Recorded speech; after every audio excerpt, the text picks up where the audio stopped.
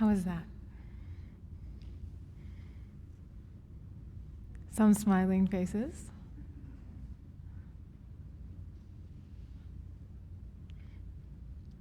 For some of you, that might have felt long. Other people might have felt it was short. What did you experience?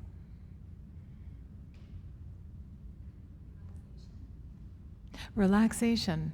Mm-hmm. Yeah. Say that again.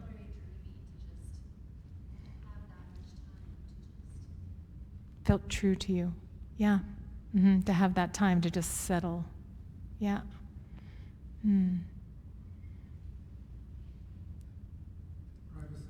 Privacy. Mm-hmm.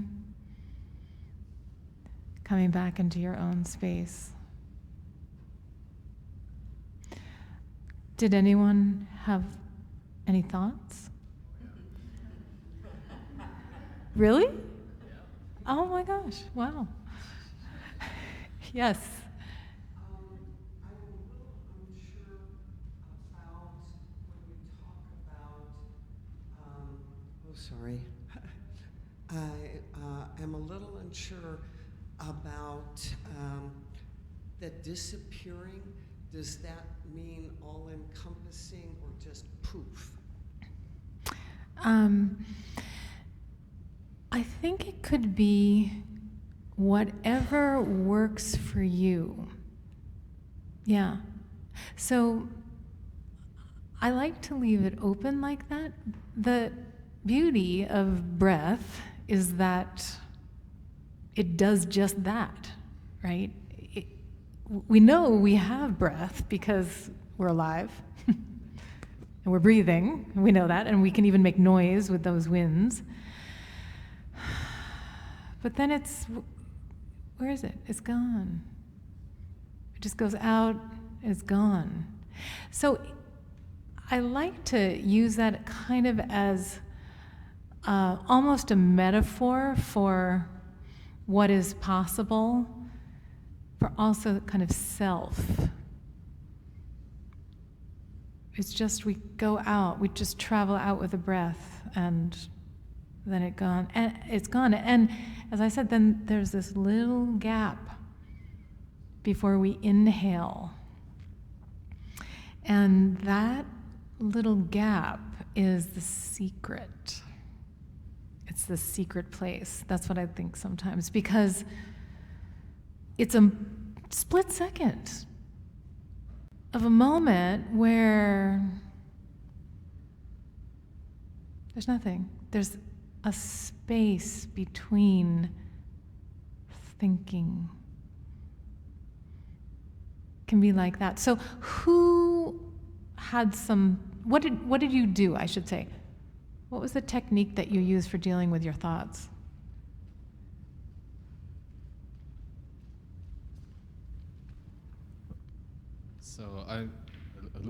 So I'm pretty new at this, as I think most of us are. Yeah.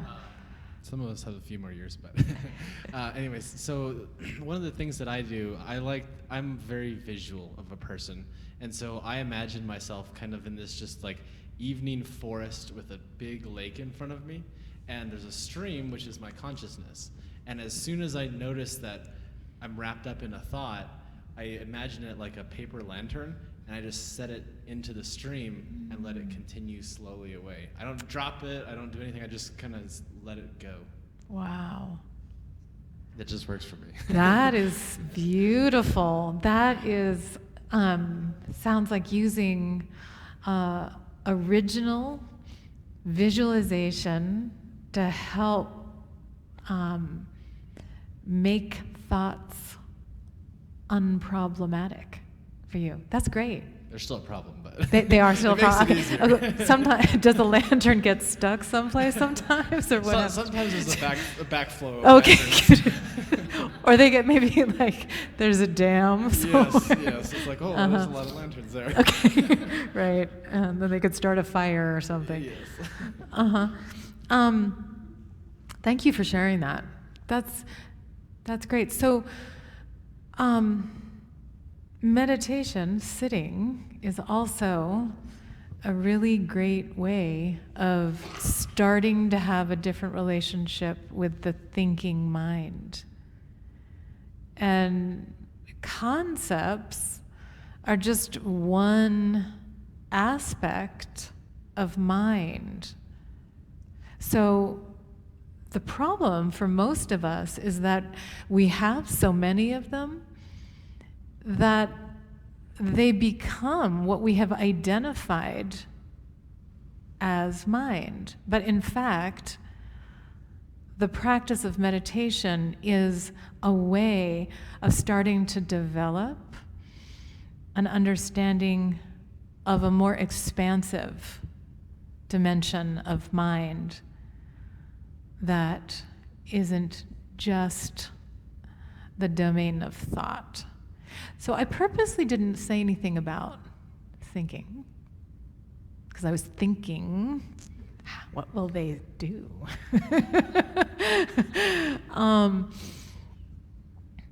And one of the simplest instructions that I've ever received on dealing with thoughts is not to deal with them.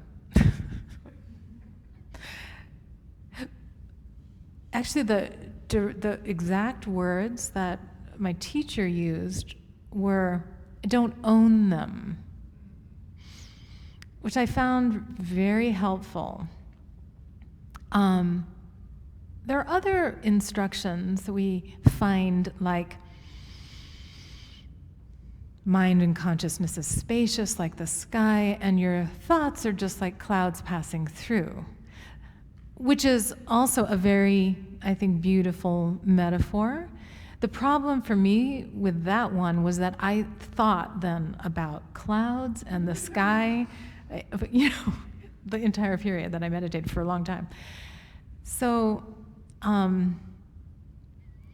the other secret about thoughts is that when you leave them alone, they don't stick around.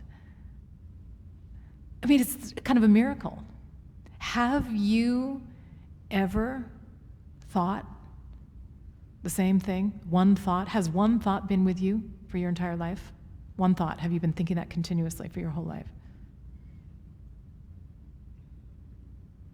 Jen? Are you sure? You're gonna now we're gonna think about that one. No, right? Because I mean, even if there's some pattern in thinking that reveals itself, of your life, you don't have one thought. Nobody could have one thought that their mind never departs from for the entirety of their existence. I think it's impossible. I could, well, breathing.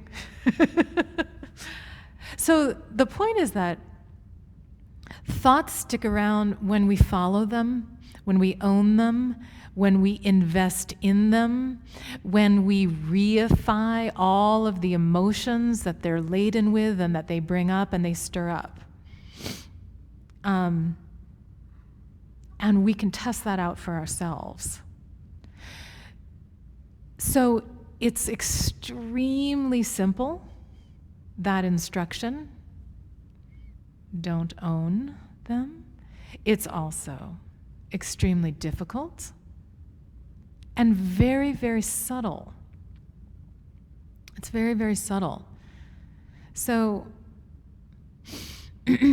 one of the ways not to own thinking is when we have some reminder, some little support for attention. And that's what that bringing the attention gently to the exhale can do for us. So say a thought has arisen. Why did I eat that huge dinner? That was not smart. I knew that I was coming here to teach meditation. Now I've got a full stomach. I'm a little bit on. So I've followed it and then the exhale is there, and I'm just right out with that. So as soon as we just leave them be, They don't have any power to remain. We are the ones that, in fact, invite thinking to remain by following it, by getting involved in it.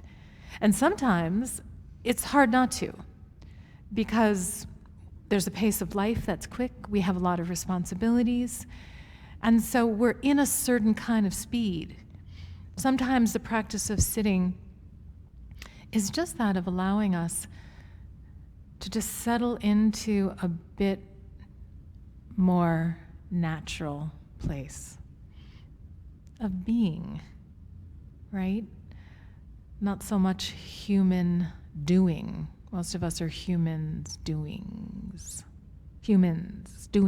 things all the time. So sitting is being a human being, just being simple.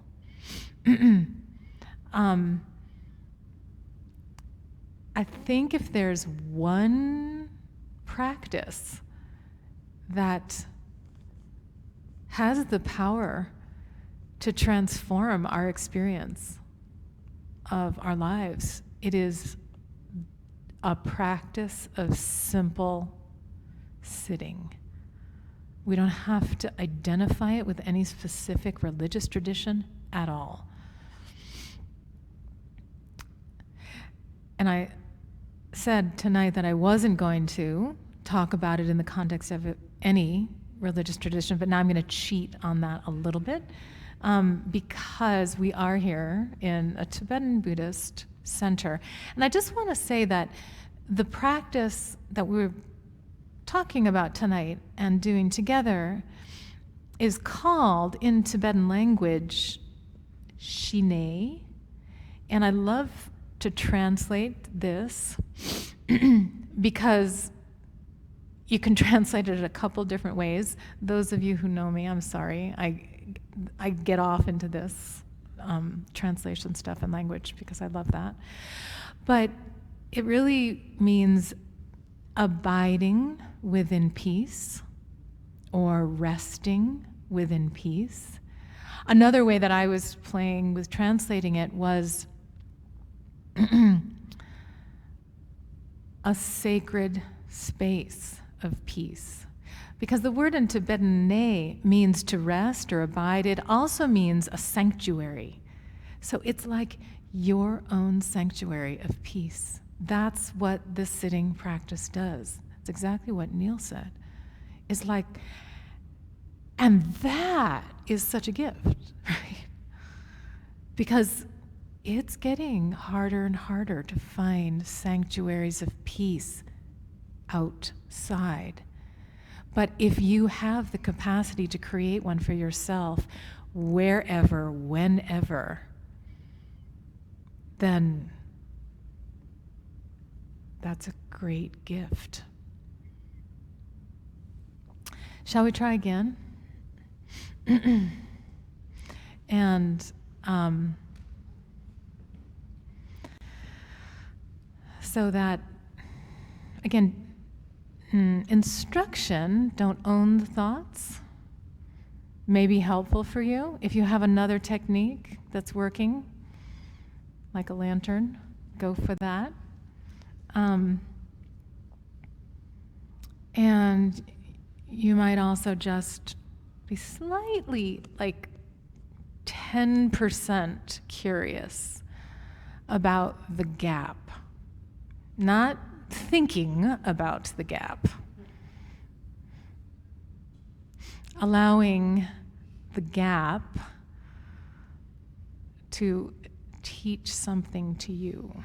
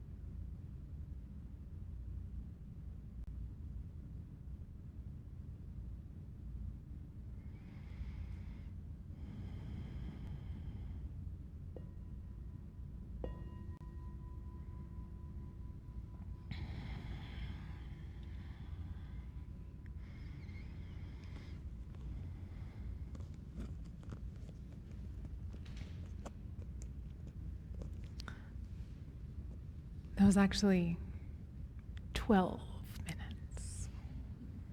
How was that?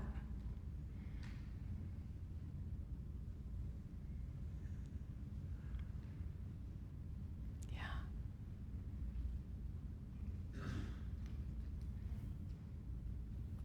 More thoughts More thoughts. than Mhm. the first time. Than the first time. Shouldn't have even started talking about them.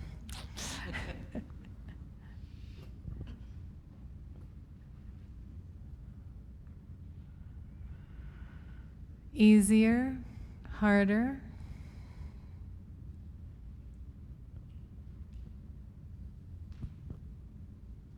Well, I found myself thinking about the space and the gap. Yeah. And what was in that gap. And was that empty or was it full? I'm sorry. Was that gap empty or was it full of potential? Yeah. Was it a space between active participation where you're physically involved with inhaling and exhaling? There's a space there where you're doing nothing. And it's a vacuum almost that so much can come into it if you let it. But if you can control it, it is an emptiness that you might be talking about another time, but I always wonder where that emptiness is, and some of it is in that space, I think. Thank you. That was very profound. The gap gets really interesting. It does. Because it does have the potential to lengthen and grow. But that's where the subtlety of it comes in. Because if we try to make it bigger, then we just get into contrivance and fabrication. Thank you. What else?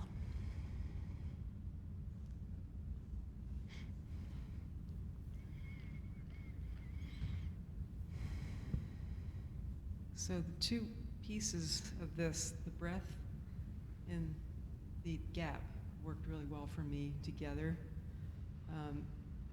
In my Tai Chi practice, I kind of used that circular breath, so it was a little different to focus on the exhale. Instead, breathing with just meditating with the breath, I've done that, but that little difference of just emphasis on the exhale, and then it kind of just naturally tails off. And then I thought, oh, well, that's just lengthening all by itself. But then I had to stop and say, this just needs to be itself. And then it lengthens, not by me stretching it, but because it just is itself. So that they went hand in hand really well. Thank you. Great. Yeah. Thank you.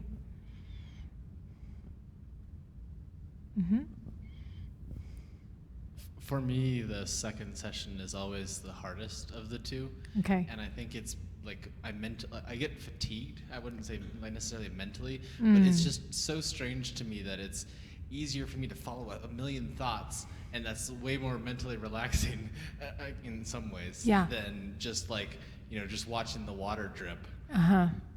Yeah. It's so strange, and it shows how backwards our thinking is.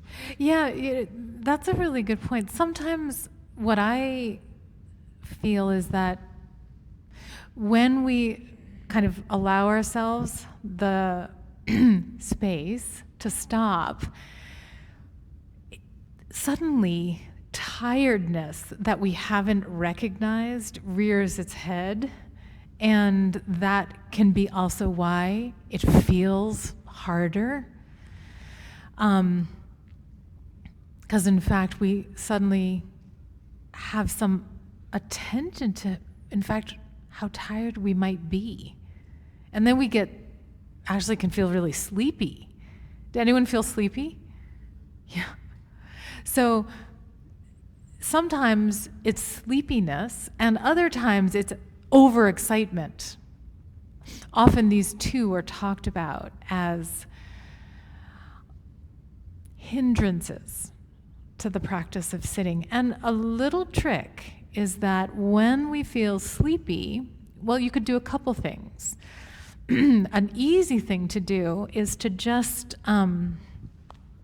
raise your gaze a little bit. Just kind of bring the energy a little bit up and your gaze up. And the exact opposite, if you're feeling yourself overexcited, then you can lower your gaze a little, just bring the energy down. I think for beginners as well, what is very effective is short periods regularly. So much better than meditating or sitting for 30 minutes once a week is to do 5 minutes every day. Much, much better. Yeah. I see smiles and laugh. Yeah. The continuity is how we become familiar on deeper and deeper levels with that just settling into natural being in a state of rest, of peace. So if you're not sitting every day, and then you think, okay, I'll make up for it this weekend, like do a long mother session. Yeah, that can be discouraging because it is hard. It's hard to just sit for long periods of time when we're not accustomed to doing that. And I don't think we need to do it. I think another really good technique is to break it up. If you want to do a longer period of sitting practice, sit for 10 minutes and then literally, get up, stand up. Actually, everyone stand up. Oh, yeah. Move your body around, just kind of shift the. Now, here's what else you can do. You can do alternating sitting and walking meditation. So we're going to just do one round here. If you feel that you can and you would like to, of slow walking meditation, just in a circle in this room itself. You don't have to. If you prefer to sit, you're most welcome to. So I will start. And the way we do walking practice is to really feel the heel touching, the weight moving all the way through the ball of the foot, and just bringing our attention to where our body is touching the floor, supported by the earth. The hands can be kind of just right here. You can also hold them down if you feel more comfortable. So as I go around, you can just start following. And we'll walk in a circle around the room.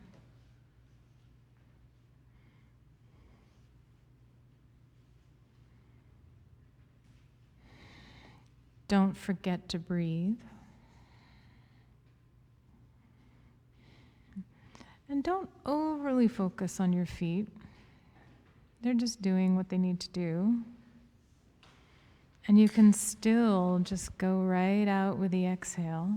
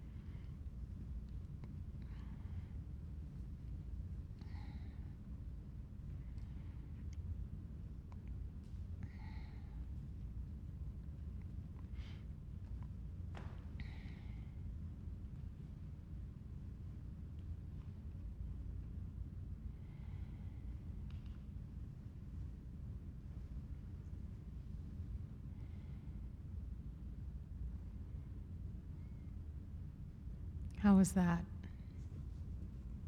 Good. Thumbs up. Thumbs way up. Tell me more. I guess I like movement. Uh-huh. You like movement. You know what I mean? Uh-huh. Yeah. Yep. So yeah, I found it easier to just slowly lift and settle, but I wasn't thinking. I didn't need to think that much about it. As my leg was lifting and my heel was up. Mm-hmm. Yeah. There was just a flow. A flow. A flow that went with it. You got right into a flow with it. Mm-hmm. Great.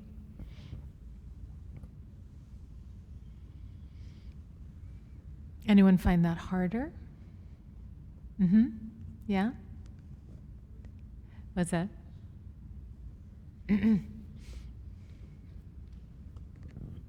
I don't think I've ever walked that slowly for that long. Right. So I could feel myself almost falling over a few times. Yeah. I didn't, fortunately. No one crashed. That was good. Yeah. Yes. So I have a question about that. Yes. So you intentionally said that it's ball of the foot or Yeah. heel to toe Yeah. and all that. Is there a reason why you wouldn't walk at like a normal pace doing that? Is it about the I'm thinking about placing my foot here type thing? No, I don't think it's about thinking to place the foot in that way. The reason I walked so slowly is to allow the mind also to settle down a bit. So for me as well, that's excruciating.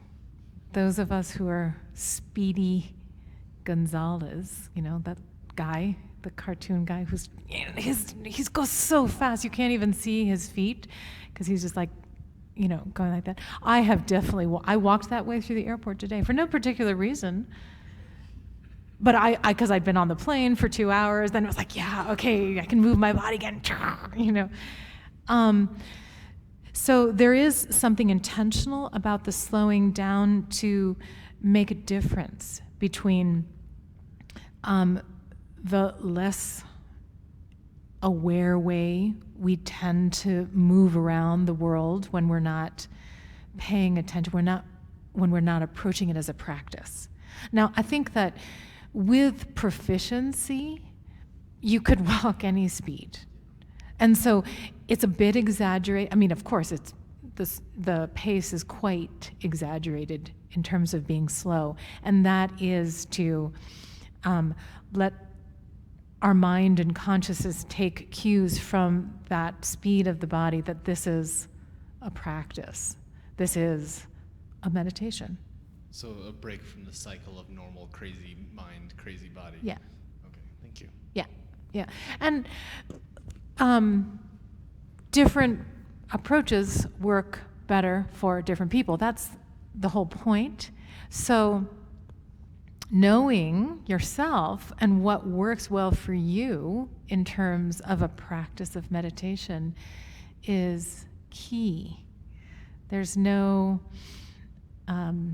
strict rules. This is the only way it needs to be done. It can't be done this way. No, the point is to develop a practice that allows you to form a different kind of relationship with your mind, which then in turn forms a different relationship with reality.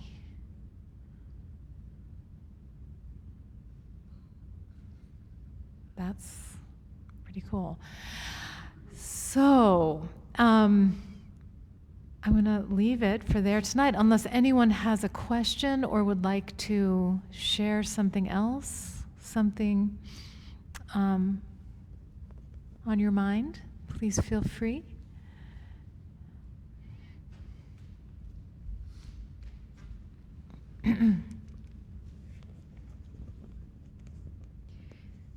Chris, this question is from Jordan online. Uh-huh. It's actually not a question, it's a statement, but maybe, there's the rest of it.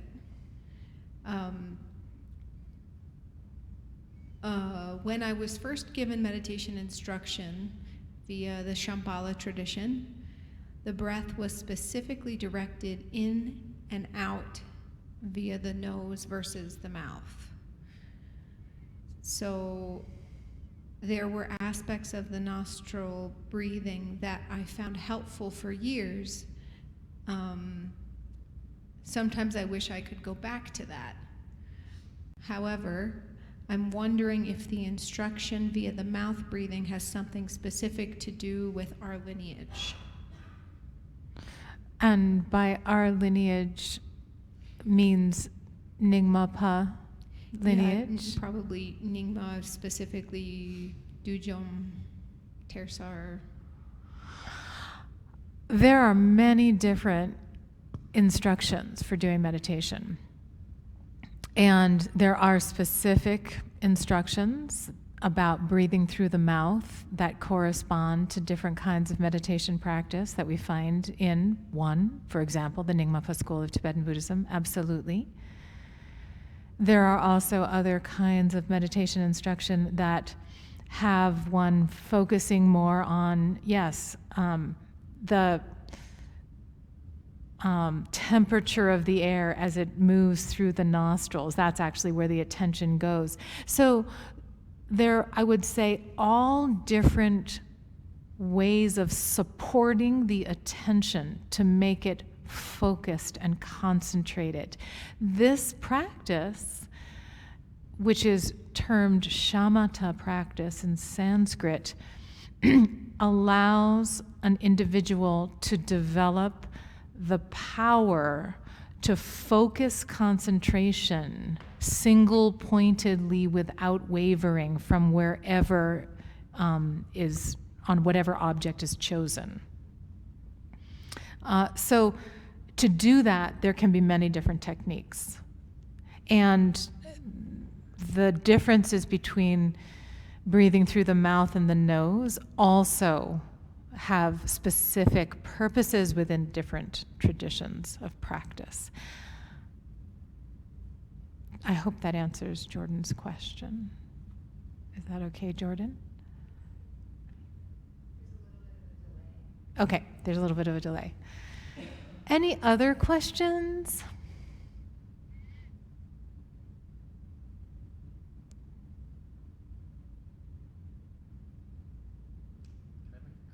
You are most welcome to make a comment. Please do.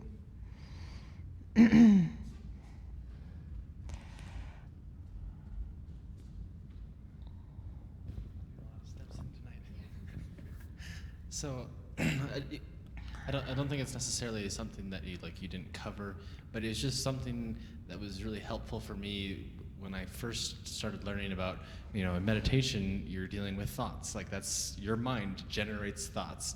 That's one of its functions. And it took me a very long time of fighting against my mind, of trying to pop all the balloons or the bubbles as they're coming out of my mind, no. And to realize that the thoughts aren't bad, they're not good, they're not either, they're just thoughts. And they're a product of me and my mind, which are one, and that I don't have to fight it, but I also don't have to get completely absorbed into it. And so that was just something where I learned the kind of the visual technique of just setting it back into the mind stream as opposed to fighting it. And I just, for people that are new, I wanted to kind of bring that up. Thank you. Yeah, that's a great point. We tend to judge our thoughts. We tend to judge the fact that we have thoughts. So, this was a good practice because there were less thoughts. This one, no, this was bad. I was totally distracted the whole time. And I was teaching meditation to a group of students before I left Nepal, and one student asked me, so if you have a lot of thoughts in a session, then would you consider that hasn't been a session then of meditation? Which is a great question. And again, pointing to this habit we have of judging, this is good, this is bad. And I think that the effort to try and stop thinking is probably the single cause for a lot of people to abandon trying to practice meditation, because it's simply impossible to do, and it's also not the point, as you said. So I was working with one student, and I got an image of how he was practicing. And I don't know if anyone else, when they were young, got one of those games, which is like a paddle with a string attached to it and a ball at the end, so you can like bat it, you know? So that's how he was practicing. It's like, you know, he was, and his thoughts just kept coming back. I was just like going, yeah, like, okay, that one go away, that one go this way. And that becomes frustrating. So it is so helpful, I think, to shift the whole orientation to a place of not worrying about how many, how few thoughts there are. Nobody has ever succeeded in arresting conceptual thoughts. Well, I mean, I would say probably there's some, right? I mean, I think dualistic subject-object thinking in certain traditions is a state that is transcended with higher levels of realization. But for all of us who are dealing with thinking as ordinary people, it's impossible to stop it.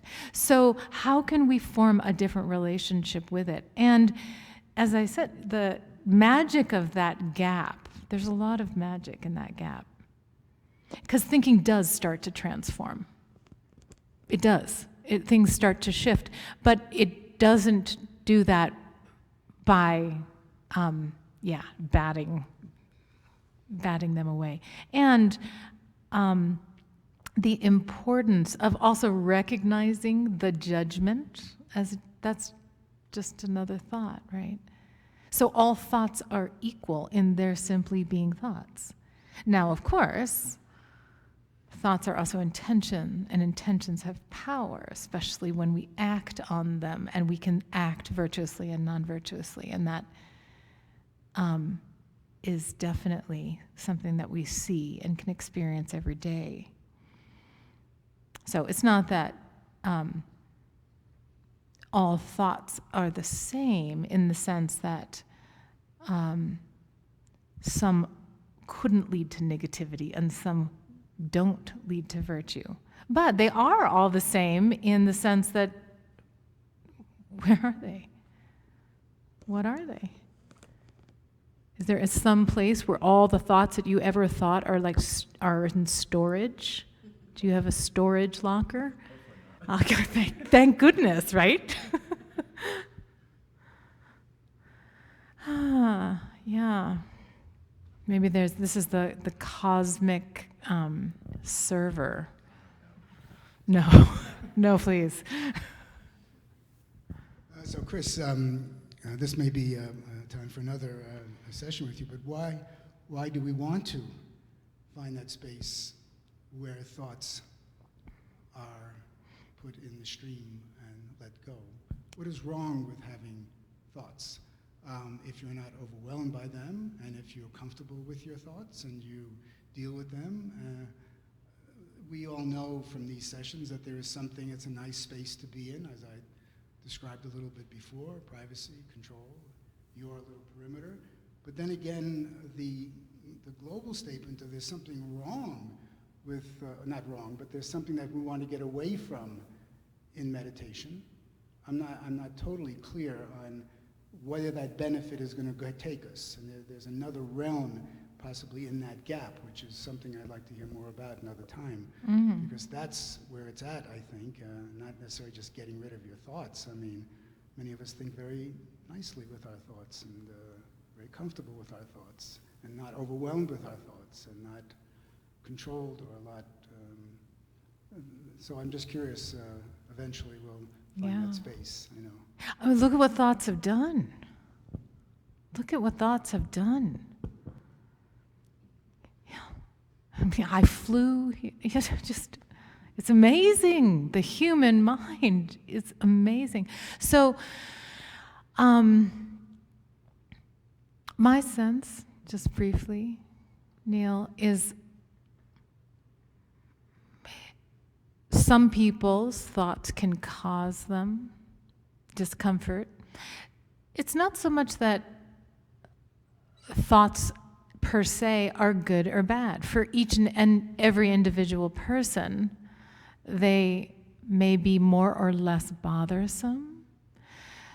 For me, at least, it's, I found myself at a certain point saying, I just wish I had more time. I wish I had more time to think. That was something I caught myself saying when I was in college. I said that many times until somebody asked me, "Aren't you thinking all the time?" And I thought, yes, I am. So what is it that what am I trying to say? What do I want more time for? And I realized it was not more time to think. It was actually a longing for a space that showed me something beyond just my thoughts. So not so much that, if thoughts aren't bothersome, we don't need to have a war with our thoughts or our emotions. They're going to keep arising. But what more? What else is there? That is a very interesting question, because I don't think that consciousness is simply limited to conceptuality. That's just my personal opinion. Yeah.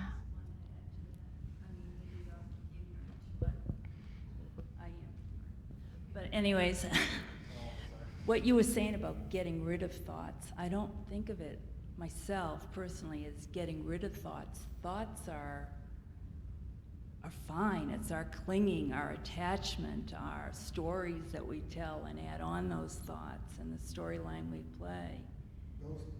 Those thoughts. So it's a matter of just,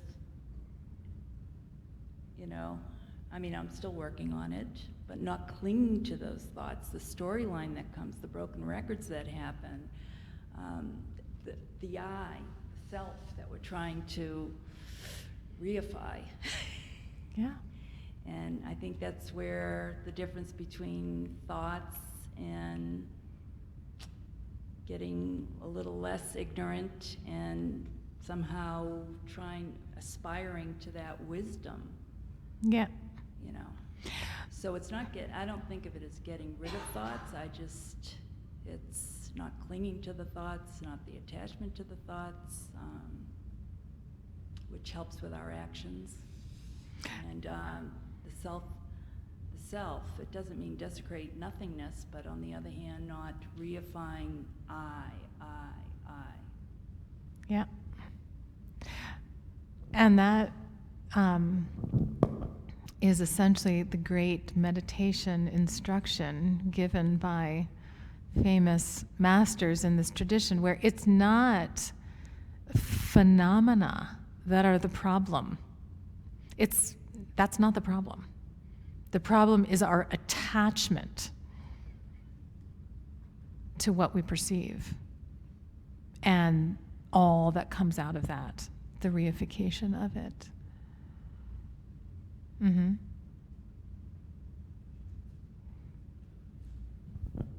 So I'd like to ask a question about that. I've wondered ever since I first started meditating, is the meditation state where I'm not, holding on to anything, I'm just letting the mind do its thing, other than without my intervention.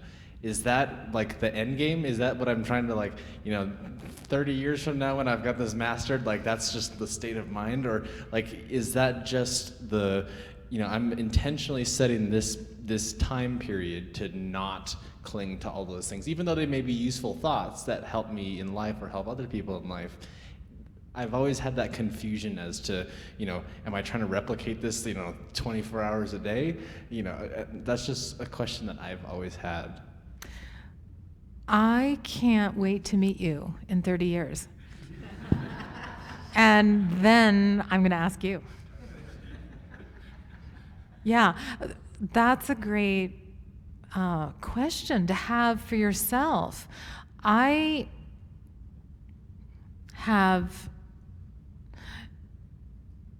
experienced a practice that continues to change and develop. And it's not static. So it's not that a certain kind of way of not owning thoughts was where I arrived and then I just kind of held on to that. No, so once again, it's the gap that starts to lengthen, become bigger, and then in that there's more things to discover. And I sense that that's the beautiful mystery, right? Does that help? I mean, I think I can understand that you're saying that it is a journey to figure that process out. But I think just kind of like when I go back to my car and drive, the hour and a half back home, like the thoughts that I have there of like, oh, you know what, tomorrow I actually need to go mow the lawn. Like that's a useful thought because I need to be like, oh yeah, I can go mow the lawn tomorrow. But at the same time, when I'm sitting here on the cushion, whether I have to mow the lawn tomorrow or not isn't going to really change as opposed to, 30 minutes from now when I'm in the car. And so trying to like determine, is the activity that we engaged in tonight, is that what we want to be our lifestyle? Or is that a place where we say, hey, mind, slow down. We're going to put that space in between our thoughts and not cling on to things just like, squirrels in a cage. Is that... What my sense is that each and every person will have an individual intention for their practice. Some may be practicing because it helps relax them. It actually calms them down. It's a way of coming into a more peaceful state. For me, that's not the goal of practice. And it very much is to bring into my daily life greater self-awareness so that I am aware of my thoughts while they are occurring. I know what I'm thinking or not thinking in real time.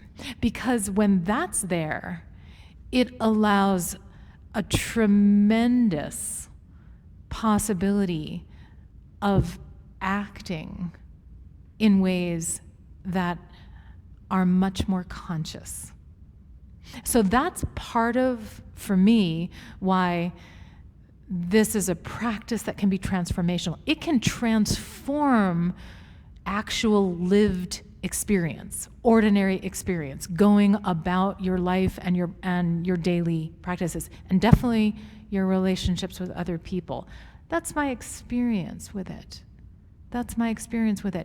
So that's part of what it is to develop a new kind of relationship with mind. Because most of the time, we're in the play that our mind is projecting. We are the star of that show. We're not looking back at the projector. We're not even aware that it's a big drama, that we, in fact, are projecting. So this is a practice that starts to help us become aware of that relationship, which then opens up greater possibilities of choice, of action. And so on a practical level, that's what I think. Yes, and we may have then much greater mastery. So sometimes when I'm working with people, I ask them a question, how are you relating to being afraid right now? Or being happy right now. Most of the time, most of us, when we're experiencing an emotional state, a strong emotion, are fully identified with it. I'm happy. And there's not a lot of spaciousness to even be aware of. How am I relating to being happy? And and we can layer on stuff, as we know. So I feel ashamed. Oh, and I'm so upset with myself that I feel ashamed, and that I'm so upset that I'm still upset. The fact that I feel ashamed about this. So here's how we get twisted up. And so I think this is a practice that allows greater clarity and autonomy around such natural human experiences.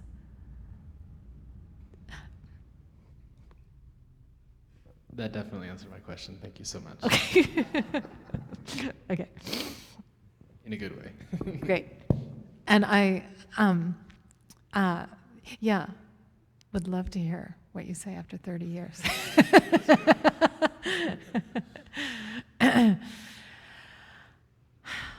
Thank you so much, everybody, for coming tonight. If there's no further questions or comments, we can end.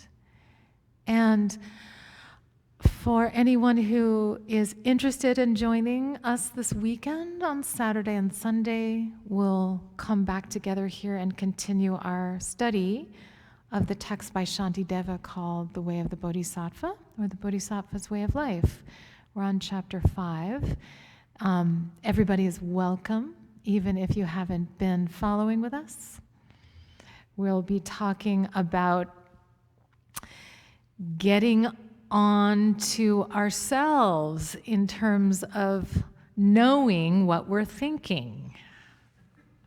Quite connected, actually. Yeah.